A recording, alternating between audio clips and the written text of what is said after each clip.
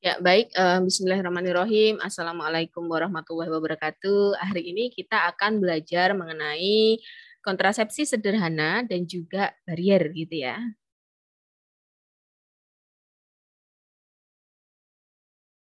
Nah, macam-macam metode kontrasepsi sederhana ini namanya juga sederhana gitu ya. Artinya sederhana itu bisa dilakukan sendiri oleh orang orang perseorangan atau orang yang menginginkan untuk menggunakan KB gitu. Di sini tanpa bantuan orang lain, kemudian hanya pada masa subur yang dapat diperhitungkan dan diajarkan kepada peserta KB. Nah, ini jenis-jenisnya adalah metode sederhana tanpa alat, yaitu KB alamiah. Ini nanti ada metode kalender atau Oginokenaus gitu. Kemudian metode suhu badan basal atau thermal. Kemudian metode lendir serviks atau Billings, sama metode sintotermal.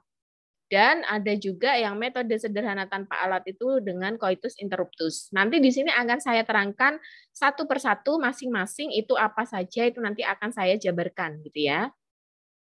Nah, selanjutnya di sini ada metode sederhana dengan alat. Sederhana dengan alat artinya memang bisa dipakai sendiri tanpa bantuan orang lain tapi masih membutuhkan alat.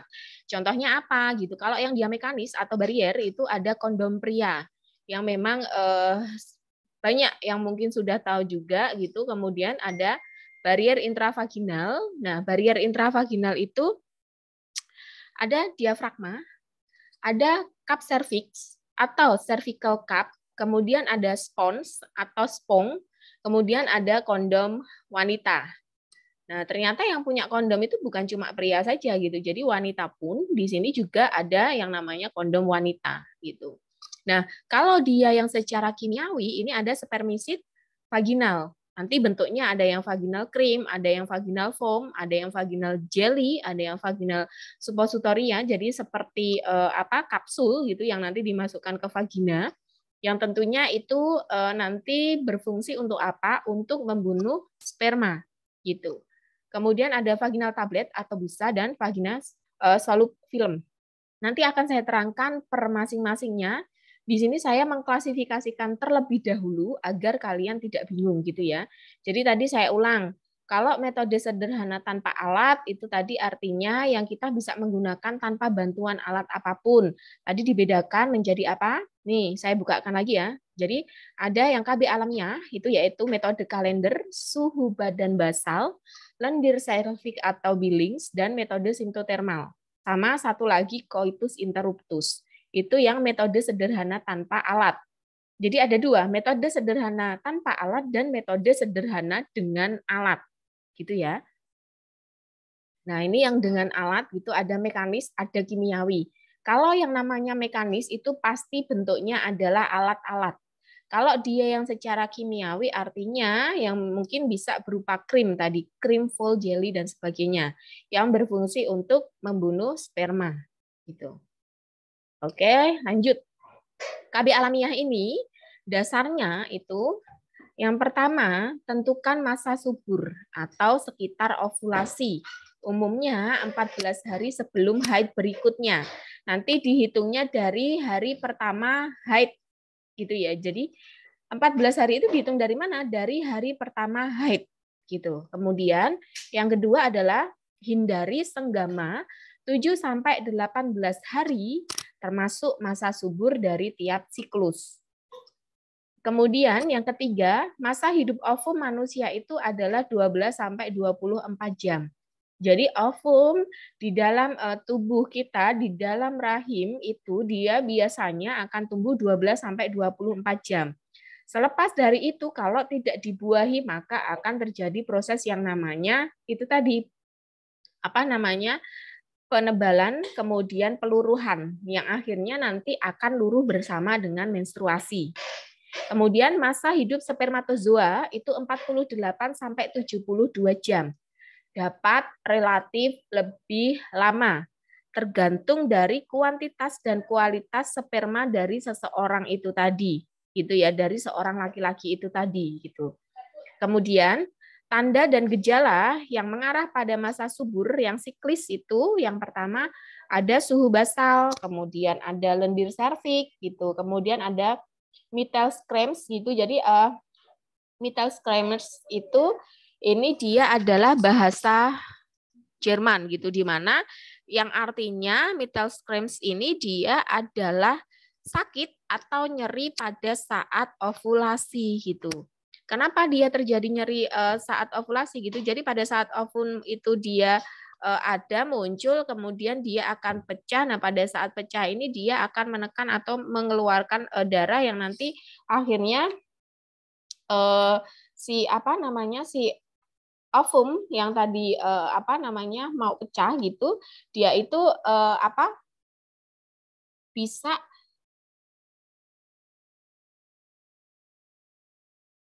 jadi bisa sedikit mengiritasi dari rongga gitu sehingga si panggul itu dia akan nyeri gitu. Jadi di mana sih nyeri dari Mittels cramps yang memang dia itu nyeri karena tanda-tanda ovulasi itu adalah biasanya di bagian panggul gitu. Kemudian setelah itu ada di bagian perut atas gitu, perut bagian atas atau atas simpisis gitu. Nanti dia akan merasakan nyeri, tapi nyeri ini memang nyeri normal karena akibat dari ovulasi gitu. Kemudian ada spotting atau dia itu ada bercak-bercak darah sedikit yang keluar gitu. Kemudian nyeri payudara, kemudian ada verning, perubahan serviks, emosi atau mood, dan perubahan libido. Nah, macam-macam KB alamiah masa ovulasi ini yang pertama adalah metode kalender atau Ogino-Knaus gitu. Nah, dasar dari metode kalender ini adalah tentukan waktu ovulasi dari data haid, dicatat selama 6 sampai dengan 12 bulan terakhir. Jadi kita mencatat itu kapan sih kita pertama, hari menstruasi pertama itu ditandain sampai dengan minimal itu 6 bulan. Gitu ya.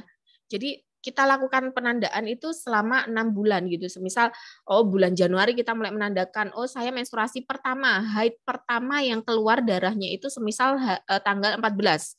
Kemudian bulan Februari, haid pertama lagi yang muncul di tanggal berapa nih? Ini ditandain gitu. Sehingga dari yang kita tandain itu kita bisa menghitung siklusnya. Berapa hari sih gitu? Siklus kita gitu. Itu sehingga memang minimal kita harus menandai selama 6 bulan gitu. Kemudian Yusaku Ogino atau ini adalah bahasa Jepang gitu, ovulasi. Kalau di sana itu diklasifikasikan hari ke-15 atau dalam kurung 12 sampai 16 hari sebelum terjadi haid berikutnya. Kemudian kalau dari Austria atau Hermann Knaus gitu, ovulasi ini selalu hari ke-15 sebelum haid berikutnya. Ini jadi ada dasar-dasar seperti ini gitu untuk menggunakan metode kalender. Nah, caranya gimana sih? Mengurangi 18 hari dari siklus haid terpendek untuk menentukan awal masa subur. Kemudian mengurangi 11 hari dari siklus haid terpanjang untuk menentukan akhir masa subur. Gitu. Ya itu tadi nanti akan saya contohkan di belakang kenapa fungsinya kita mencentang per bulannya itu kita haid tanggal berapa itu karena untuk menghitung ini tadi. Siklus terpendek dia dikurangi 18, siklus terpanjang dia dikurang 11. Sehingga nanti kita akan ketemu tuh, kita tidak boleh berhubungan seksualnya itu pas hari kapan sampai dengan kapan, tanggal berapa sampai dengan tanggal berapa gitu. Gitu ya. Oke. Nah, ini contohnya jika siklus seorang wanita berlangsung antara 28 sampai 35 hari.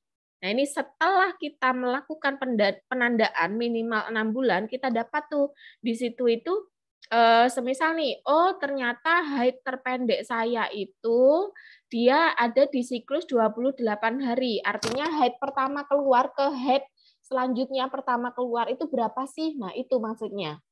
Siklus yang kita namakan siklus itu. Jadi 28 itu siklus yang terpendek. Kemudian yang terpanjang itu siklusnya adalah 35 hari gitu. Oh iya, berarti caranya adalah kita mengurangi 28, ini dikurangi 18, berarti ketemunya 10. Terus kemudian 35 ini tadi dikurangi berapa? 11, ketemunya 24. Berarti masa subur itu kita mulai dari hari ke-10 sampai ke-24. Dari kapan? Dihitungnya dari haid pertama. Tanggal haid pertama gitu. Jadi semisal nih, di tanggal yang pertama kita haid itu contohnya kita mencontohkan di sini Februari gitu ya. Kita haid pertama di bulan Februari ini setelah kita hitung mundur 20 6 bulan gitu, minimal 6 bulan, kita dapatkan bahwa sekarang saya berarti mensnya misal tanggal 7 Februari. Nah, berarti kita menghitungnya tidak boleh berhubungan itu di hari ke-10 sampai ke-24 dari siklus itu tadi, siklus haid. Berarti kita menghitungnya seperti ini. 7 ini kan dia hari pertama dia keluar. Berarti ini dihitung dari 1. Hari 1, 2, 3, 4, 5, 6, 7, 8, 9, 10. Berarti dari tanggal 16 Februari 2022, saya tidak boleh berhubungan nih sampai dengan, ini tadi kan 10 ya, 11, 12, 13, 14, 15, 16, 17, 18, 19, 20, 21, 22. Kemudian ada 1, ada 2. Berarti saya tidak boleh berhubungan dari tanggal 16 sampai dengan tanggal 2 Februari. Gitu. Karena di situ dimulainya masa subur sampai dengan berakhirnya masa subur. Gitu. Contohnya adalah seperti itu. Nah, efektivitas atau angka kegagalannya adalah 14,4 sampai 47%. Ini lumayan masih tinggi gitu ya. Gitu. Jadi sehingga kalau misalnya memang kita mengajarkan ke pasien ingin menggunakan KB kalender, alangkah lebih baiknya kita juga menggunakan metode sederhana dengan alat atau metode barrier itu tadi. Bisa dengan suaminya menggunakan kondom, bisa dengan istrinya menggunakan diafragma, atau bisa juga dengan menggunakan spermisid. Itu ya. Lanjut. Nah, yang kedua adalah metode suhu badan basal atau metode termal. Dasarnya adalah peninggian suhu badan. Namanya juga termal gitu kan. Kalau kita berbicara tentang termal itu kan berarti kita berbicara tentang suhu gitu ya, suhu badan gitu. Nah, dasarnya di sini adalah peninggian suhu badan basal 0,2 sampai 0,5 derajat Celcius pada waktu ovulasi. Jadi ada penelitian memang ini sudah terevidence based-kan gitu bahwa orang-orang yang mengalami ovulasi itu dia akan meningkat suhu badannya gitu sekitar 0,2 sampai dengan 0,5 gitu. Jadi caranya gimana gitu? Cara kita mengetahuinya gimana gitu? Dengan termometer basal atau biasa itu ukur suhu di saat yang sama setiap pagi. Setelah tidur nyenyak sekitar 3 sampai 5 jam dan masih dalam keadaan istirahat. Jadi pada saat kita istirahat belum melakukan aktivitas kegiatan dan sebagainya itu langsung kita melakukan pengukuran suhu tubuh gitu. Suhu tubuh itu kita ukur gitu dan kita catat setiap harinya gitu. Kalau pada saat itu biasanya dia itu lenggang gitu. Ini 36,3, 36,2, 36,3, 36,2 gitu terus. Selanjutnya ada beberapa hari itu di mana dia naik tiba-tiba 36,5, 37, 36,8. Nah, itu adalah kita lihat masa-masa dari terjadinya ovulasi. Karena dia ada kenaikan yang signifikan yaitu 0,2 sampai 0,5 derajat Celcius gitu. Jadi tadi saya contohkan semisal nih kita bangun tidur kemudian kita coba catat setiap harinya gitu. Ini cuma 36,2 nih. Kemudian lagi hari berikutnya 36,3, hari berikutnya lagi 36,4, hari berikutnya lagi 36, hari berikutnya lagi 36,2 sampai dijumpai tiba-tiba dia melesat gitu. Jadi ada kenaikan berat badan, ada kenaikan suhu badan gitu. Berapa? Jadi contohnya 36, tadi biasanya 36,2 kok tiba-tiba dia jadi 36,6. Naik lagi 36,8, naik lagi 37 gitu. Nah, itu adalah masa-masa ovulasi karena ditandai dengan kenaikan suhu termal gitu. Gitu ya. Semoga paham ya dengan penjelasan. Nanti mungkin kalau kita tidak paham nanti kita lakukan lagi synchronize gitu. Nah, ini pengukuran bisa dilakukan di mana sih? Pengukurannya suhu badannya itu bisa rektal, cara terbaik selama 1 menit, kalau di rektal gitu. Kalau oral itu 3 menit, kalau vagina itu dia sampai dengan mungkin bunyinya itu berbunyi gitu ya. Lanjut. Nah, ini tarik garis dari 0,05 sampai 0,1 derajat Celcius di atas suhu tertinggi dari suhu 10 hari tersebut. Dalam kurung garis pelindung atau cover line. Nanti saya kasihkan contoh di sini. Indikasi adanya ovulasi itu tadi peningkatan suhu harus menetap selama 3 hari dan harus meningkat sebesar paling sedikit 0,2, paling tidak pada 1 hari. Nah, pantang semgama mulai dari awal siklus haid sampai sore hari ketiga berturut-turut setelah di atas garis pelindung. Kemudian ibu dapat berhenti mencatat sampai haid berikut mulai dan bersenggama sampai hari pertama haid berikutnya. Kemudian pengukuran dilakukan secara oral 3 menit, rektal 1 menit, dan juga vaginal. Itu bisa. Contohnya ini nih. Nah, ini dia menstruasi kan. Menstruasi ini hari 1, hari 2, hari 3, hari 4, hari kelima menstruasi. Suhunya dia rendah tuh gitu. Ini kita ukur 36,8 turun 36,7, turun lagi 36,6, kemudian naik lagi 36,7, turun lagi 36,6, masih lagi 36,6, naik lagi 36,7. Ini kan kenaikannya hanya 0,1. Itu belum kita kategorikan dia ambang minimal kenaikan pada saat ovulasi ya. Tadi kan ambang kenaikan minimal pada saat ovulasi itu setidaknya adalah 0,2 derajat Celcius gitu. Nah, ini masih gitu. Ini masih oh lah kok. Terus kemudian di hari keberapa nih? Di hari ke-15. Loh, dia ada perubahan suhu loh ini loh gitu. Ini ada perubahan suhu loh. Jadi kita harus melihatnya itu dari hari ke-10. Tadi hari ke-10 ini kita tandain 6, 5, 4, 3, 2, 1. Di hari ke-10 ini dia di hari ke-10 sampai ke hari ke-15 ini kok ternyata ada kenaikan gitu. Kenaikannya gimana tuh? Nah, ini yang disebut dengan tadi garis pelindung gitu. Nah, ini kemudian naik dia tiba-tiba ke 36,9. Jadi dia naik 0,3 derajat Celcius. Naik lagi dia ke 37,0. Berarti dia naik nih 0,1 lagi gitu. Kemudian dia turun 0,1 ke 36,9. Setidaknya dia masih dalam tahap naik terus ini di 30 di ketiga 1 2 3 ini dia masih naik terus gitu dari 36,6 dia paling rendah ada di suhu 36,9 yang artinya dia itu kenaikannya 0,3 yang bisa kita katakan bahwa itu adalah masa ovulasi. Artinya tidak boleh melakukan hubungan seksual setidaknya di hari ketiga ini gitu. Nah, ini di sini dituliskan suhu tinggi, fase tidak subur setelah ovulasi. Nah, fase tidak subur setelah ovulasi ini ya ini naik turun seperti ini suhunya dia. Gitu. Jadi patokan kita adalah hari ke-10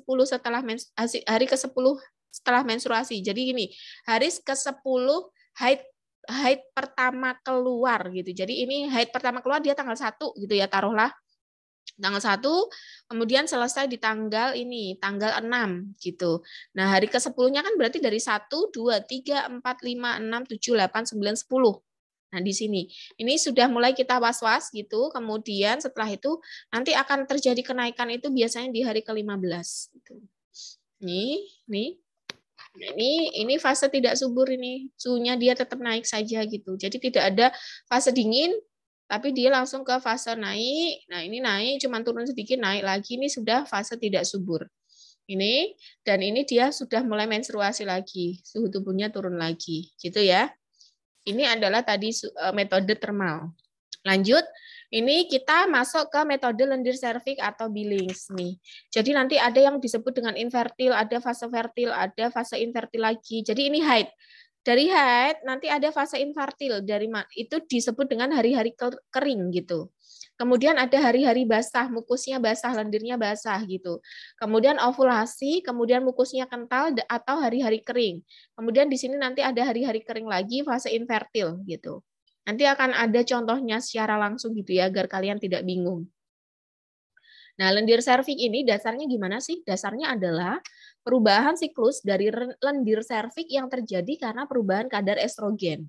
Jadi kadarnya itu nanti serviksnya, lendir serviknya itu nanti akan berbeda gitu ya.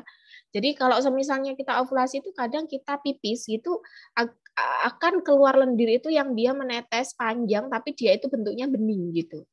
Itu kalau misalnya kalian pernah mengalami, oh berarti itu adalah masa-masa ovulasi gitu. Nah, ini dua macam lendir serviks, yaitu lendir tipe E atau estrogenik gitu, fase akhir praovulasi dan fase ovulasi. Jadi sebelum sampai dengan dia fase ovulasi. Kemudian sifatnya adalah banyak, tipis seperti air jernih, dan bila dikeringkan terjadi bentuk seperti daun pakis. Ini kalau kita secara mikroskopik gitu ya. Kita terus kemudian sebentar. Terus kemudian ada lendir tipe G atau gestagenik gitu ya. Ini awal praovulasi dan setelah ovulasi. Karena kadar progesteronnya dia itu meningkat menyebabkan si lendirnya itu menjadi kental dan juga menjadi keruh. Oke, wait. Tunggu sebentar. Sekarang tanggal 10. Hari Senin. Ya, oke. Nah, lanjut. Nah, ciri-ciri lendir serviks pada berbagai fase dari siklus haid 30 hari ya. Ini kita contoh siklus haidnya itu 30 hari gitu ya. Fase 1, hari 1 sampai 5. Ini saat haid. Lendir dapat ada atau tidak dan tertutup oleh darah haid, merasa basah atau licin. Kemudian fase 2 itu hari 6 sampai dengan 10. Pasca haid, tidak ada lendir atau sedikit sekali atau dia merasa kering. Kemudian fase ketiga itu hari ke-11 sampai dengan ke-13. Ini awal praovulasi. Lendirnya keruh, kuning atau putih dan merasa lembab gitu ya. Jadi kita rasakan itu lembab gitu. Kemudian fase keempat itu hari 14 sampai 17 itu segera sebelum, pada saat dan sesudah ovulasi, lendir bersifat jernih, licin, basah dan dapat diregangkan. Hari terakhir dari fase ini dikenal sebagai gejala puncak atau merasa basah gitu. Kemudian fase 5, hari 18 sampai 21 ini pasca ovulasi, lendirnya sudah sedikit keruh dan dia merasa lembab gitu. Kemudian fase 6, akhir pasca ovulasi atau segera prahaid, lendir jernih atau air merasa lembab atau dia merasa basah gitu. Nah, ini contohnya. Jadi ini hari pertama pada saat menstruasi kan dia mens. Ini makanya dia tandanya merah. Mens atau haid sampai dengan hari ke-5. Kemudian hari ke-6 dia mulai kering-kering. Hari ke-8 dia mulai lembab. Hari ke-9 ini ada lengket kemudian putih. Hari ke-10 lengket putih kemudian lengket berawan gitu. Jadi pada saat pipis itu kadang ada keluar lendirnya itu yang menetes itu panjang gitu, dia ada putih-putihnya. Nah, itu yang disebut dengan berawan gitu. Kemudian ini dia S ini adalah masa ovulasi gitu, praovulasi. Ini sampai dengan di sini itu dia post atau pasca ovulasi. Nah, ini licin, elastis. Kalau diginikan tuh mulur gitu, mulur sampai panjang gitu. Kemudian ini jernih, licin, kemudian jernih juga licin. Ini pada saat dia mengalami ovulasi. Kemudian pasca ovulasi dia lengket putih, lengket putih, lengket putih. Nah, ini masuk ke hari ke-18. Dihitung dari haid pertama, tanggal haid pertama dia sudah merasakan kering. Kering sampai akhirnya dia 29 sampai 30 dia mulai haid lagi gitu.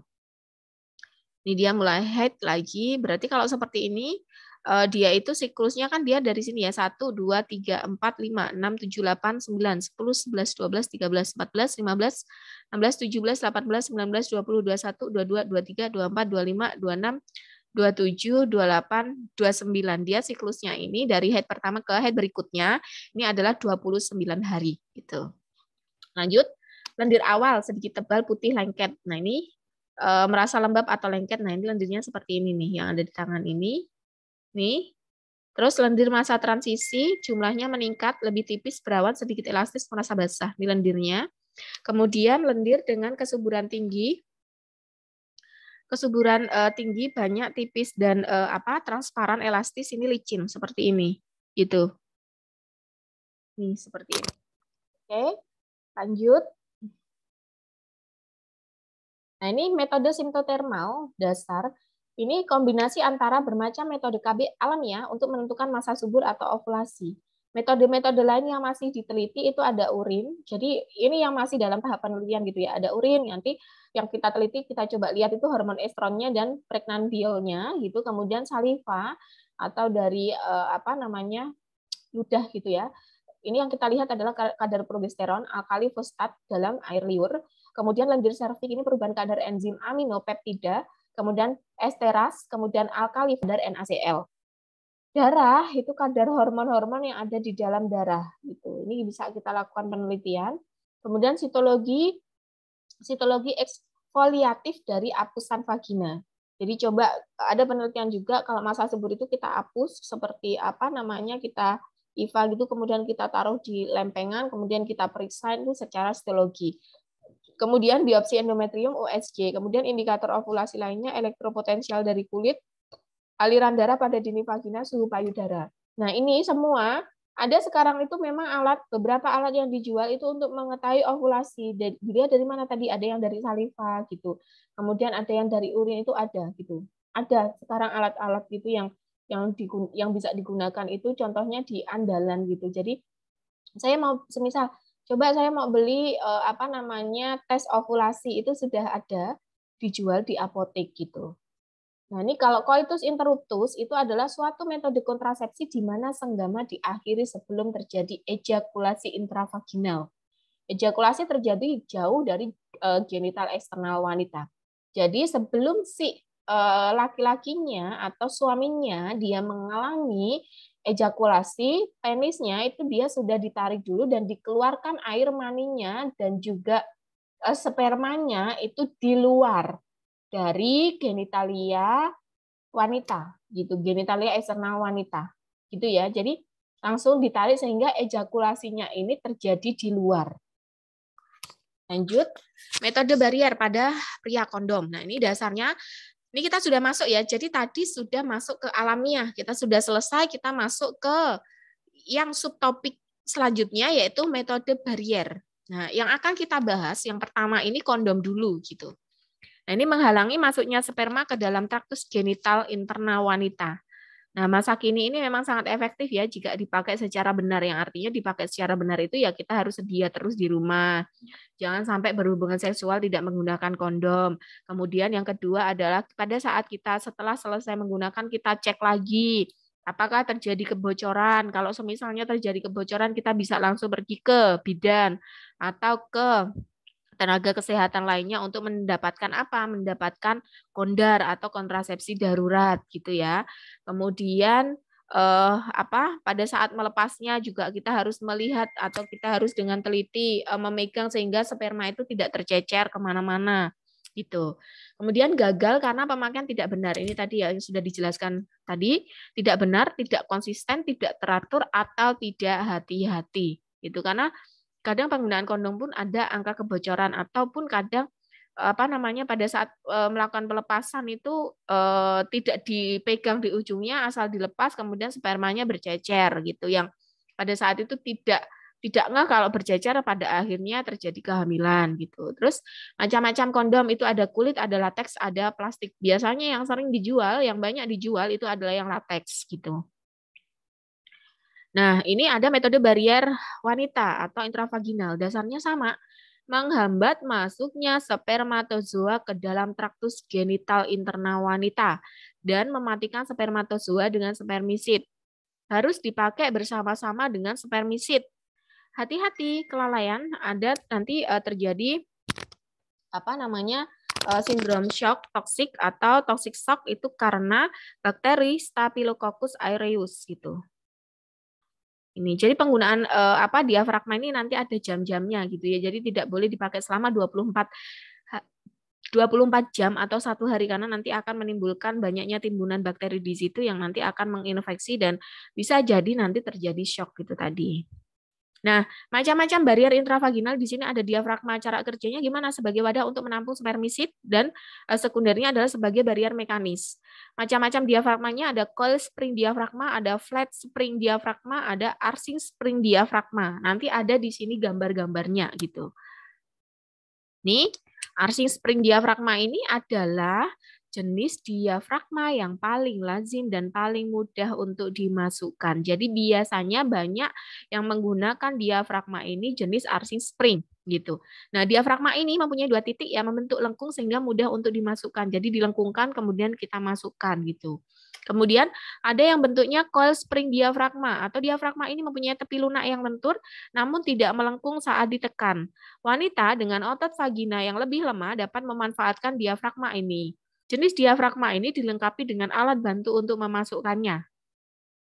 Kemudian flat spring diafragma. Alat ini mirip dengan coil spring, namun tepinya itu dia lebih tipis sama lebih lembut gitu ya. Jadi sehingga pada saat memasukkan ini bisa dengan bantuan alat. Nah, pilihan ini lebih cocok bagi wanita yang otot vaginanya lebih kuat gitu.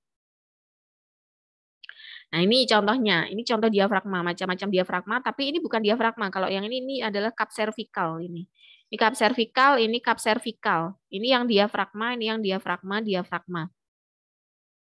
Nah, contoh pemasangannya ini. Nah, ini pada bagian ini pinggirnya ini dia ini cervical cup ya, ini cervical cup. Ini cervical cup ini yang bukan diafragma, tapi nanti hampir sama pemakaiannya seperti ini antara cup dengan diafragma gitu. Jadi ini diolesin spermisida, kemudian kita pasangkan di sini. Nah, bagian yang lekung ini untuk menadai porsionya, kemudian ini ada di bagian sini gitu. Nah, spermisidnya tadi dioleskan di bagian ini. Jadi pada saat terjadi koitus, di situ spermanya masuk ke dalam, ini dia sudah akan ada spermisid di sini untuk menghalangi dan mematikan sperma tersebut. Gitu. Ini contoh pemasangan cervical cup maupun diafragma gitu ya, tapi ini contohnya yang cervical cup.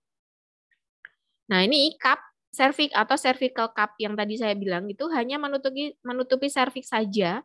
Beda dengan diafragma. Jadi kalau cup ini dia lebih kaku, lebih dalam atau tinggi kubahnya. Tadi yang seperti contohnya tadi. Nah, ini kubahnya dia lebih tinggi. Jadi di dalamnya ini yang bagian luar, ini yang bagian dalam itu untuk menampung porsionya tadi.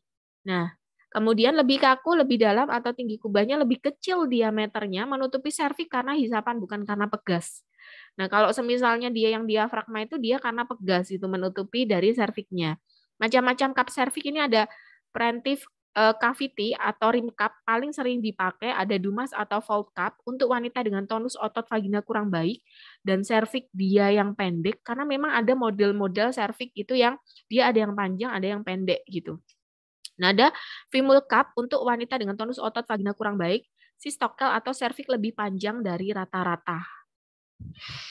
Nah, ini ada spon atau spong gitu. Spong kalau kalian spong, oh berarti dia kayak busa gitu.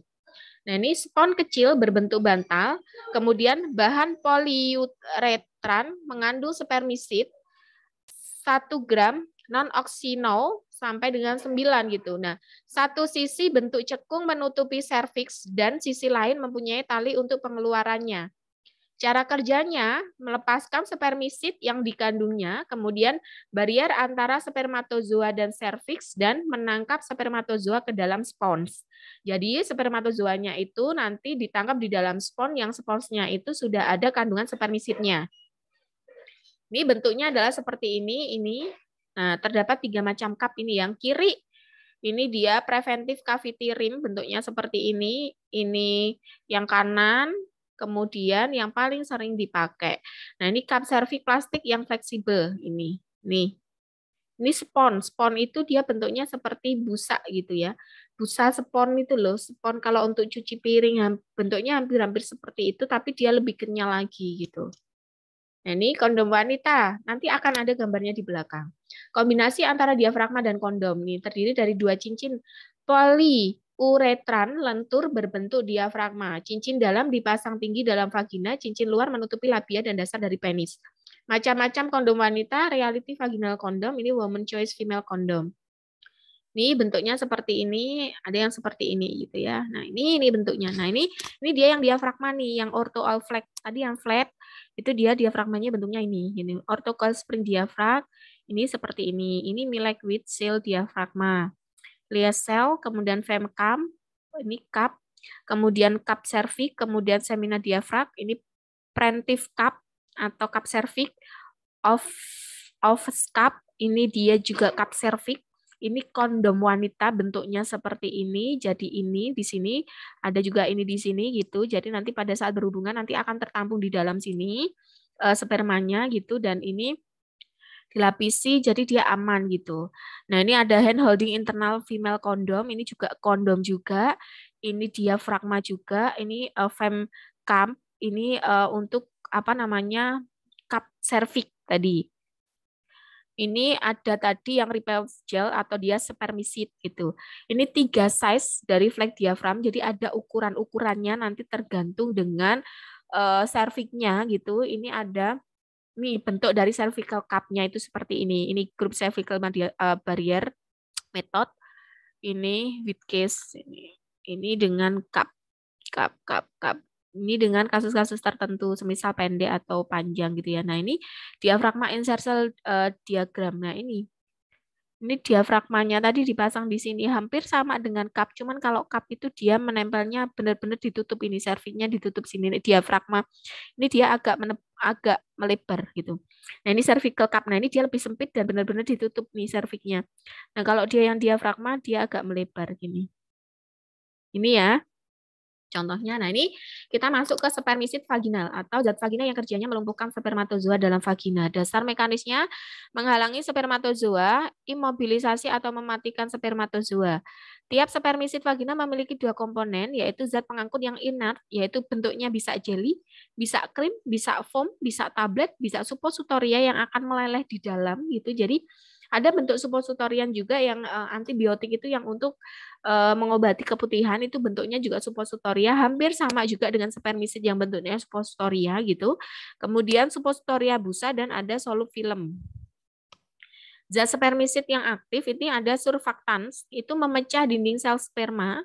Zat kimia bekerja pada permukaan sel ini menghambat pengambilan oksigen dan fruktolisis sehingga si sperma ini dia bisa lebih apa namanya bisa lebih cepat mati gitu ya. Kemudian contohnya ini ada non-oxynol 9, kemudian 9 atau oxtosinol 9 atau mentavecil atau neosampon gitu.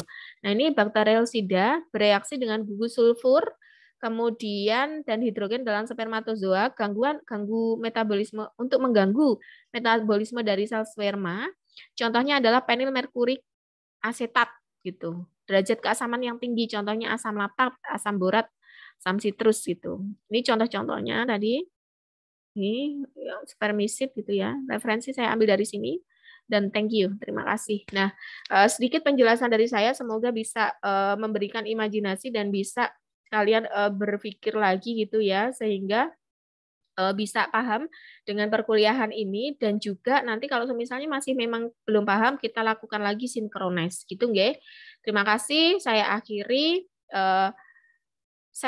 pertemuan pada pagi hari ini. Terima kasih. Billahi taufik walhidayah. Wassalamualaikum warahmatullahi wabarakatuh.